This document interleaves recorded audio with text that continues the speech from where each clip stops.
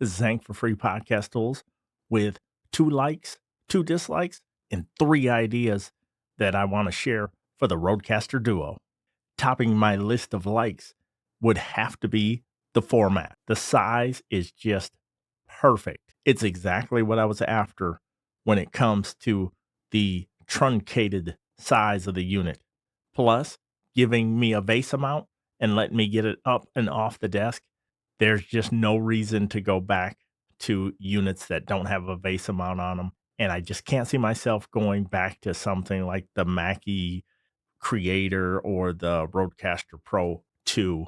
Those larger format devices are fine, but for a solo content creator who hasn't sat next to somebody to do a podcast in about 12 years, this is pretty much perfect. So kudos to Rode for scaling this unit down, and I don't even miss the extra 2 sound pads at all. Another clear-cut win for the device is that addition of the TRRS port in the front. In an upcoming video, I am going to show you all the ways I use that port, so stay tuned for that video. Having the TRRS port on the front really adds a nice touch to the device and expands the functionality, especially in the use cases that I have. Like I said, I'll dig into that in a future video. Now, 2 things I dislike at the top of my list. It's the hard to hit, pretty tiny record button. I 100% miss the physical record button. And I wouldn't even have that much of a problem with the touchscreen record button if it were bigger. With it being so small, I tend to have trouble getting my recordings started unless I'm really focused in on what I'm doing. So that big rubber physical button is sorely missed on the RODECaster Duo. And the other thing missing on this device is a real head scratcher that has caused me problems already. And that is no hash marks on the volume knob and no full stop at minimum and maximum volume levels. This is really frustrating to me. I do have some strange tendencies when I have been editing for a long time. Sometimes I will take my headphones off and I'll twist them like such, set them on the desk, crank the volume up to maximum, and then I can roughly hear what's going on as I'm editing the video, because at that point I'm focused in on the video editing and not the audio editing.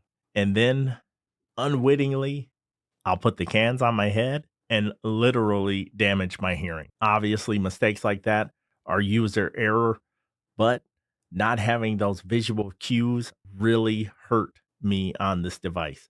However, I have a way they could fix it in my features request. Please be sure to subscribe to the channel. I have more RODECaster Duo videos coming very soon, including I'll show you all the ways how I use the TRRS port on the front. Now, here are some of my feature request ideas that may or may not be possible for them to implement. 2 are focused on the touchscreen. First, I'd love to be able to long press the sound pad icons on the touchscreen and then drag them into the position I want them in. So if I have a sound effect in the upper right that I want at the bottom right, or in the upper left that I want in the bottom right, I could just drag it on that, and then it would correspond on the physical button. That would be cool. And staying with the touchscreen, I would also love the ability to rearrange the faders. I'm someone who switches from podcasting to live streaming or vice versa. And in certain instances, I need Bluetooth to be front and center. So I'd love to be able to take Bluetooth, move it to a physical fader during live streams when I'm taking calls. And then when I'm podcasting, move it back to a virtual fader because I'm not going to use it during podcasts. So being able to rearrange those right on the home screen would be awesome and not have to menu dive. The third feature request that I have would be, as I'm turning the volume knob, I would love an overlay to come on the screen showing me the volume percentage in which I'm at. That would be cool.